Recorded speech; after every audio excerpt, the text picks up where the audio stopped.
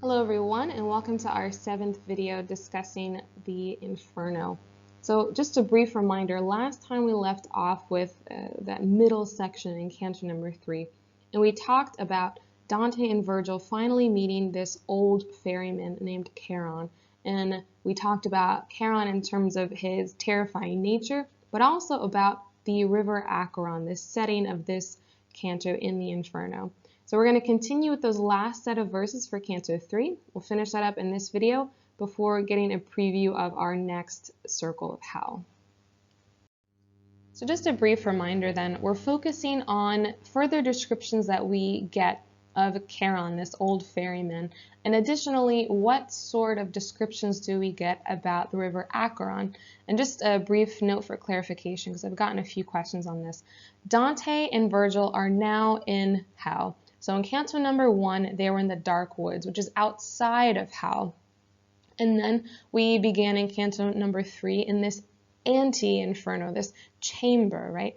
So that is more of the waiting room of hell. But now that they have finally entered through the gates and they are at this first river, the river Acheron, they are going to find themselves, once they get on this river and reach the other side, at that first circle of hell. So we're getting closer and closer to finally stepping into these deeper, darker levels of hell. The next slides are going to talk about those last set of verses, as I mentioned. And as always, you can read along in your textbook. You'll find that on page 747. I'm going to go ahead and read through the slides aloud.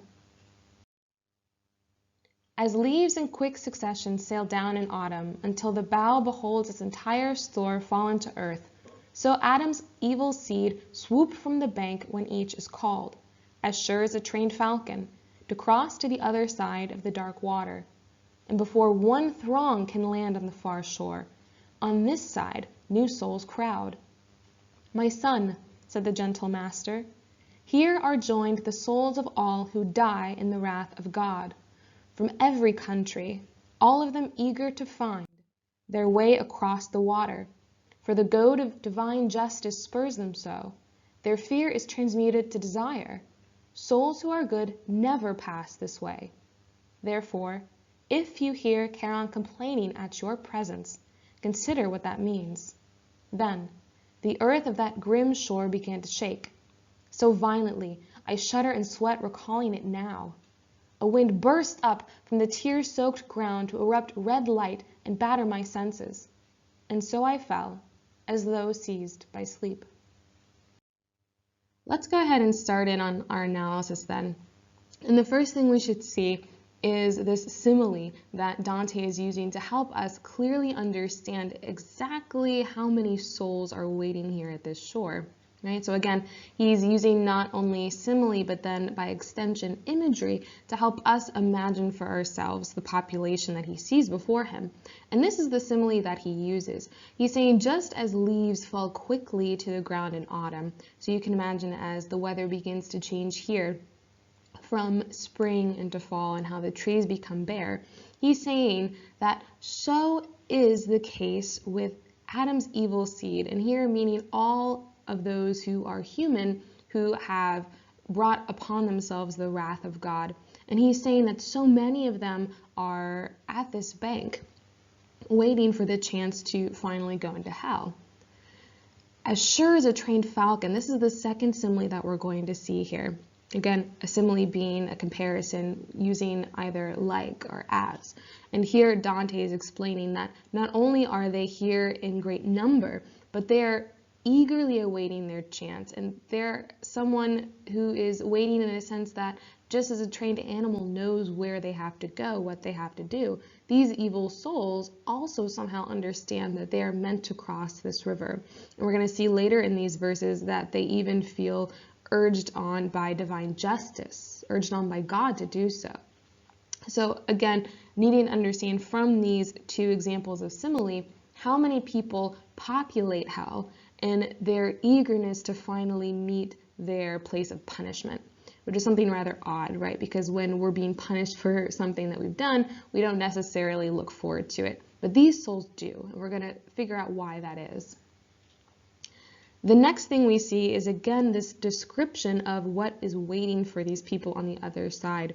So here this other side simply meaning hell, and that hell is going to exist in these 9 circles that we've already discussed in passing, and this dark water then referring to Acheron. So again, we should have this image of even this outer section of hell as being dark and grim, not a place we would want to find ourselves.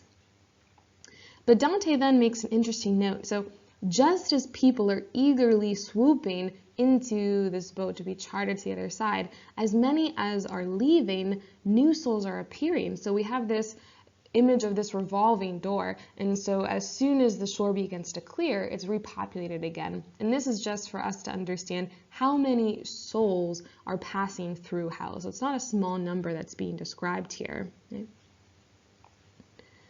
Then we come back to Virgil, and he is going to continue to explain for Dante what exactly he's seeing. And we see that he is continued to be referred to as his gentle master. So someone that Dante feels safe with, who he looks up to.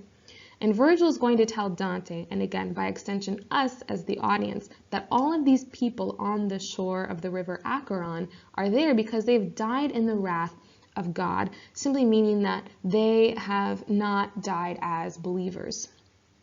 And interestingly enough, we see that they are eager to do something, and this something that they are eager to do, they're looking forward to, as we've already mentioned, is getting on with their punishment.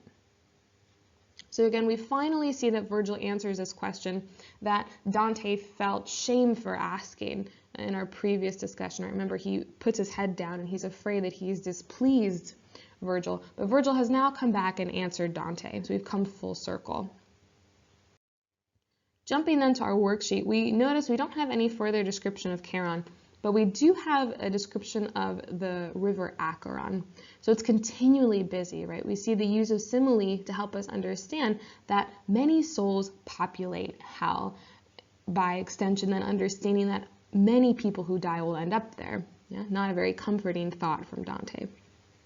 But also that it's populated by those who specifically have scorned God. And I want to make this distinction between the people that we see here trying to get into this boat and the people who we saw previously following that white banner. Remember, the people who were following that white banner in the anti-inferno, that waiting room of hell, neither chose God actively nor rejected him, right? So they didn't choose even to pursue the thought of God, and they don't belong in any of these circles. But everyone that we're going to see here on this shore, they have done something. They've committed some specific sin that has brought on the wrath of God, hence why they're going to find themselves within the lower sections of hell.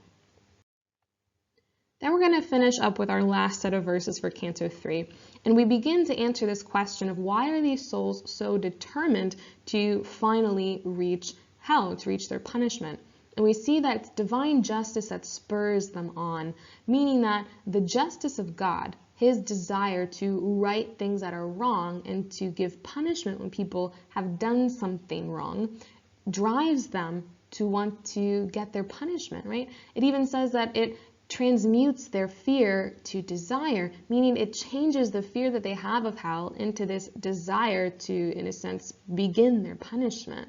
So we begin to see here part of the changing aspects of hell, how it alters the souls who are in it. And again, this is a really interesting point to think about it. We could think about it more on a philosophical level too, perhaps, if we had the time. But that this justice of God wills these people closer to their punishment. And as we're going to see, these punishments are not something simple. They're very gruesome, very painful, and at times extremely disgusting. So the fact that these people are driven to get started with this punishment sooner says something about the ability of justice or divine justice to change our sense of morality, our sense of right and wrong. Now we're going to jump back to Charon, and specifically the fact that, remember in our last video, Charon doesn't want Dante there because Dante is a living soul.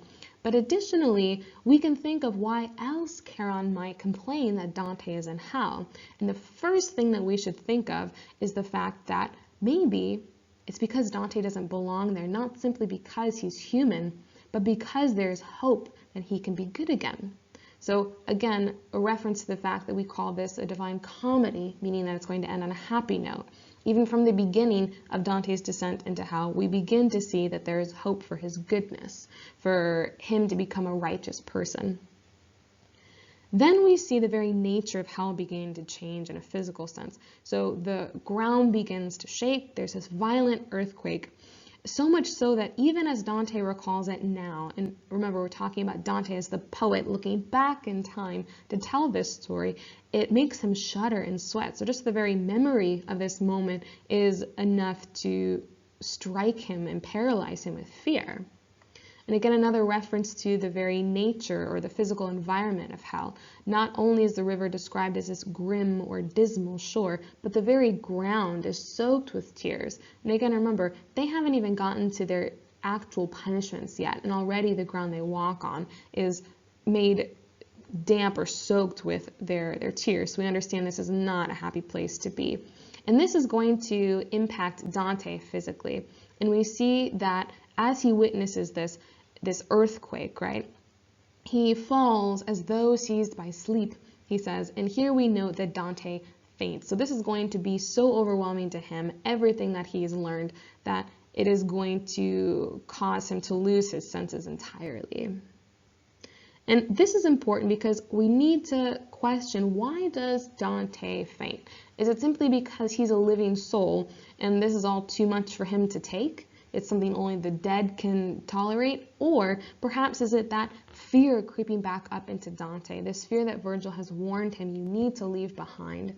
And we're going to ask ourselves that question throughout our reading of the Inferno. How do we see Dante leaving behind his fear, and does he in fact succeed in leaving it behind? Jumping then to our last portion of that worksheet for this video, and talking about two things we notice about the description of the shore of Acheron. So one, we see that God's will is present. So even though we are in hell, where we would typically think that God is absent from entirely, although that's true physically for Dante, there's no symbolic presence of God, we do see that his justice is here. And that's important because even in hell, Dante is saying that God is supreme in power, that no one is greater in that regard than him. But also we see that hell is described as a place as extremely violent and unpredictable.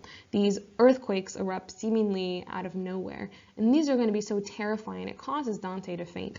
So we shouldn't take this lightly, yeah? So we understand that Dante is a human, and yes, he has weaknesses, but we need to never lose sight of the fact that he is walking through literal hell. So we need to understand the things that happen to him and his reaction to them with a sense of compassion. Okay, that's going to be it for our discussion of Canto 3. I've included these 3 literary analysis questions you'll find on page 747 of your literature textbook. I want to reiterate, I'm not going to collect these questions in particular to grade, but you should go through them to help you understand whether or not you fully comprehended the canto as we've analyzed it together. So as you finish these 3 questions, please feel free to go ahead, if you would like to email them to me, and I'll go ahead and take a look. So these 3 questions are this. So first, what are your impressions of Acheron, the demon boatman? So how do you see him? What sort of adjectives would you use to describe him, both physically but also his character, his personality? Question 2. Why does Acheron complain about Dante's presence at the river? So there are 2 reasons why Acheron might complain. So have you been able to pick up on both of them?